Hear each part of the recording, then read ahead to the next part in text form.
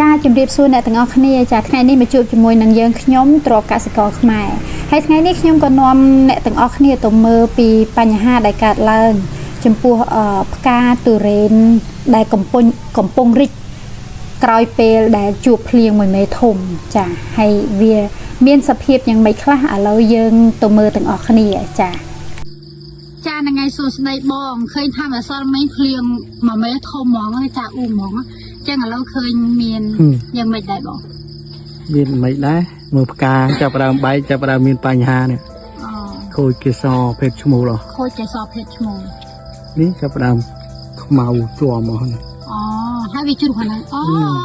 វាជ្រុះយ៉ាងម៉េចអញ្ចឹងបានន័យថាអាកេសរញីនេះអត់ទាន់បានប្រកាសទេអត់ទាន់ប្រកាសទេវាប្រកាសមិនចាឲ្យភ្លៀងធ្លាក់ថ្ងៃមុនចាអីទេហើយអញ្ចឹងមានអីខូចផ្កានេះរឿងដែលយើងការស្អុយការស្អុយអូ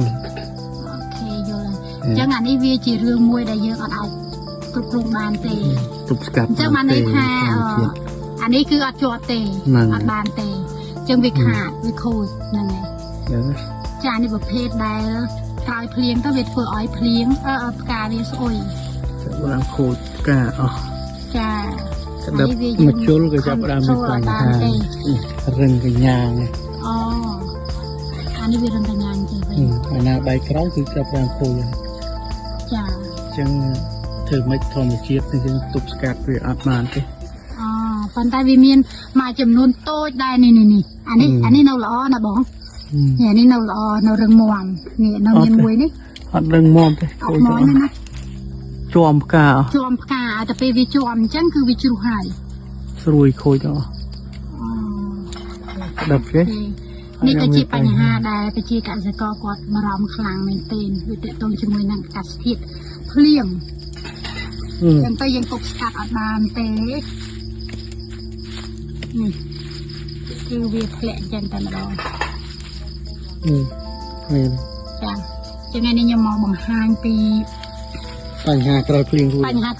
រួចវារលួយផ្កាជាក់ស្ដែងចឹងហ្នឹងហើយរលួយផ្កាអានេះឆ្នាំអីក៏ជួយលេងបានដែរណាយើងមកជួយមើលទាំងអស់គ្នាឆ្នាំអីក៏ជួយលេងបាន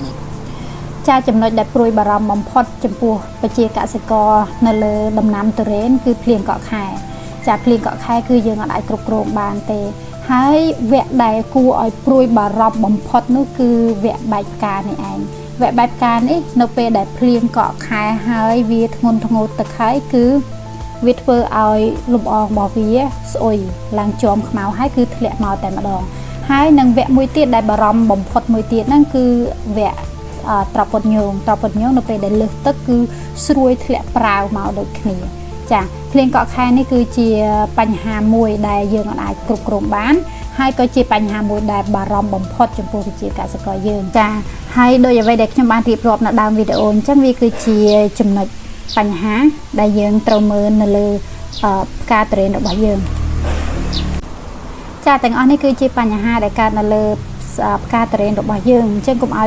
បងប្រជាកសិករទាំងអស់គាត់ឆ្ងល់ថាមកពីមូលហេតុអីបានជាវាធ្លាក់អញ្ចឹងដោយដែលនៅខាងដើមវីដេអូដែលខ្ញុំបានរៀបរាប់នេះគឺជាបញ្ហាជួបជាមួយនឹងទឹកភ្លៀងកក់ខែហើយកំឡុងពេលដែលផ្កាកំពុងរីកចាអរគុណច្រើន